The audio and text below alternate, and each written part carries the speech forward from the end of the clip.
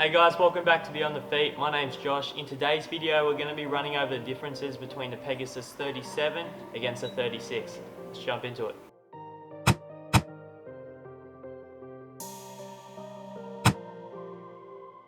So this is going to be a shorter video as there's tons of first runs videos out on the Pegasus 37 already. So jump over, see Kafuzi's or Seth's. They've done quite good ones. Jamie's, yeah. Anyway, moving on.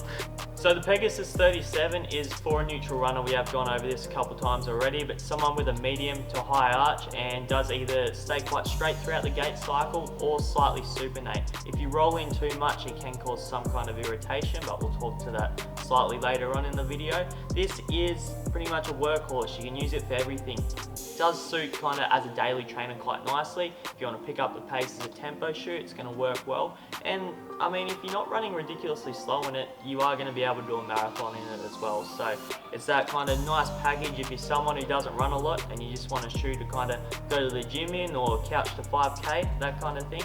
It's going to work well, and at $180 you kind of can't go wrong. So let's jump into the differences. So first off, looking at the outer sole between the 37 and the 36. Pretty much the same thing. Yeah, exact same outer sole in them. You've got that lateral kind of flex groove running down, so if you do go to supinate, it's going to guide you slightly, but there's nothing too fancy in terms of the outer soles. You're going to get plenty of Ks out of them. I would say at least 800, maybe even a little bit more, depending on how heavy you are and how you run in general. But if the shoe does fit you quite nicely, the outer sole is going to be really durable for you. Don't go trail running in it. It's a road shoe. You can run on the grass with it, but if you're trying to do trail stuff, they make a Pegasus trail for that. So keep that in mind. Make sure you buy the shoe for what you actually need to use it for.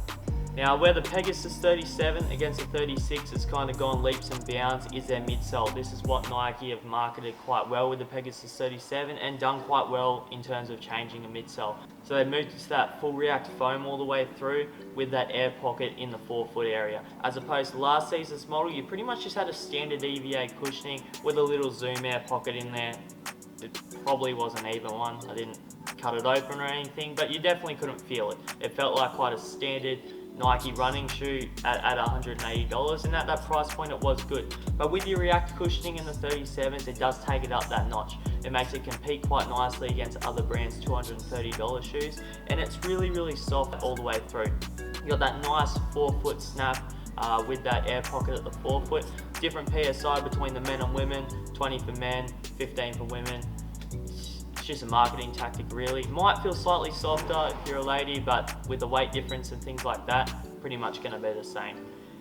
With that midsole, it is really soft, it's quite snappy overall, so yeah, as I said, if you do want to do those longer runs, it is going to work quite well. React midsole, probably one of the best cushioning systems Nike have done so far. You saw it in the Infinity Run as well as the Epic React, which went off. I really do recommend that midsole. Moving on to the uppers in both shoes, Nike have nailed this on the head again. Nike normally fit really nicely and fit fairly true to size. I would say last season's Pegasus felt somewhat small and the upper was really paper thin. So although it wrapped around the foot nicely with that really tapered toe box, I mean for someone who has a slightly wider foot, there's no way it worked. But overall, like, it hugged the foot really nicely and you had that semi-gusseted tongue, so it would wrap around quite well with those fly wires. A lot of feedback came back saying those fly wires did cause some irritation across that midfoot area, and the upper just kind of got a little bit sloppy later on into the life of the shoe. That's why with the 37, they've kind of re-engineered that upper, so it does wrap around the foot quite nicer. Does somewhat feel like a heavier upper in comparison to previous Nike, so if you used to like a free run or last season's Pegasus, the upper will feel like it's a little bit heavier, but as a result, it does lock in your foot a lot more. And with these new bands they've got going around the lacing system, it does make for that nice midfoot lockdown. They don't travel all the way down the shoe, so it's not going to cause you that irritation, just kind of halfway through, so you are able to pull the laces quite tight and lock in the foot really well. Looking at the heel counter, both the heel counters are pretty much the same, locking the foot really nice, little concave area to slide your heel nice and back in, and just a nice padded heel counter overall. The tongue's still really thin and it is still semi-gusseted, so you're not going to get that lateral movement.